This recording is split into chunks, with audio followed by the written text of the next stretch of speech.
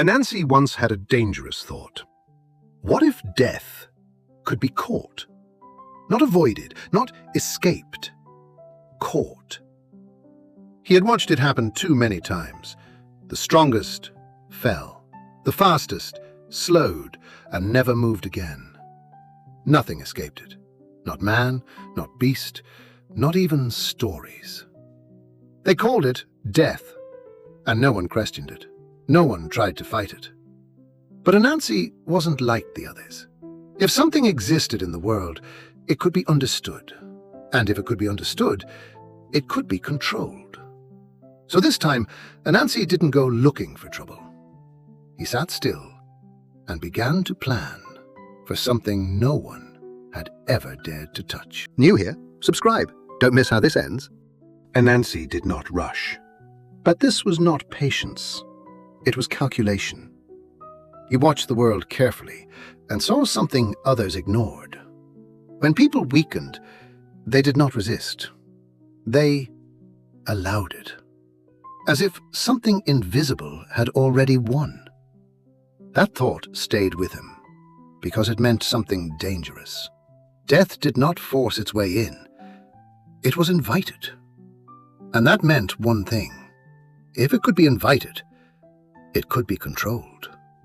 Or so he believed. But even Anansi did not speak this idea aloud. Not yet. Some thoughts change the air around you. So he began preparing. Not a trap. Not yet. Something quieter. Something hidden deep where no one would question it. But the deeper he went into the idea, the less it felt like control and more like something waiting, watching him think. Still, he continued, because turning back now would mean admitting the thought had already changed him. Anansi did not wait forever, because death does not delay. One night, it came. No footsteps, no sound, just presence. The air changed, not around him, but everywhere. And Anansi felt it. This was it, the moment he had prepared for. He moved, quick, precise. He opened the container and stepped aside. For a moment, nothing, no movement, no resistance. Then the silence deepened. Something passed him. Not seen, but felt. And that was enough. Anansi slammed it shut, sealed. No gaps, no second chances. He stood there, breathing, waiting. Nothing escaped.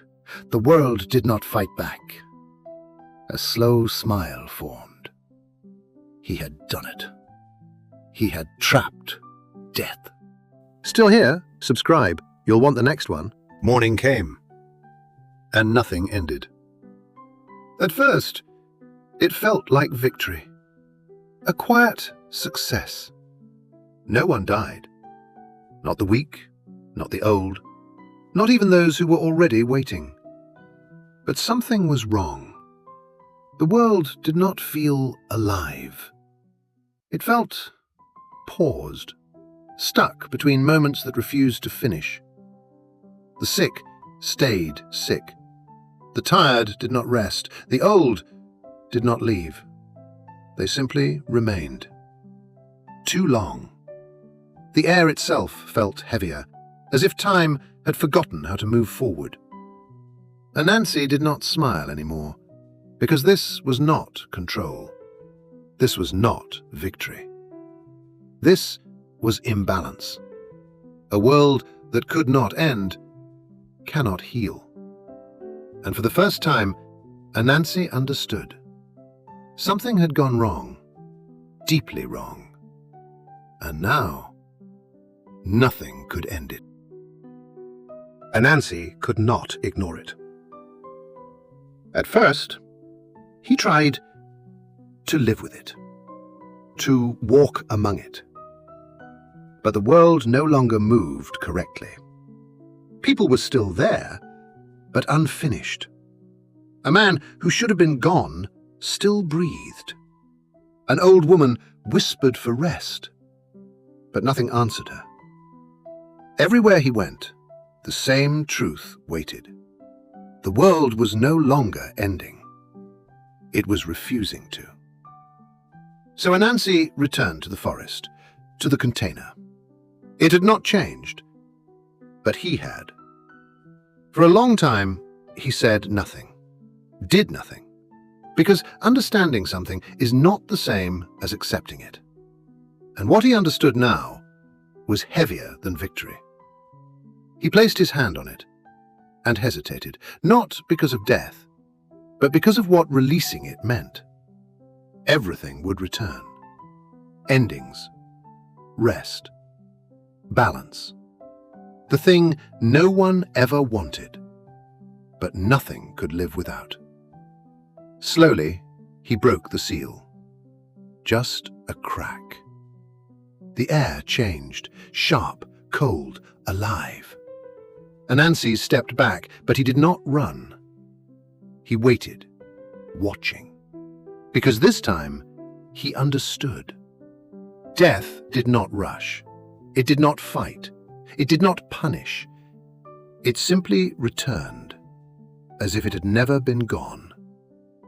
And across the world, things began to end again. The old finally rested. The sick grew still. The cycle moved. Anansi sat beneath the trees, alone. No smile, no cleverness, no words. Just silence. Because now he knew there are things in this world you do not defeat. You do not trap. You do not outsmart. You live with them. And when they come, you let them. You made it! Subscribe and turn on notifications. Next story's even better.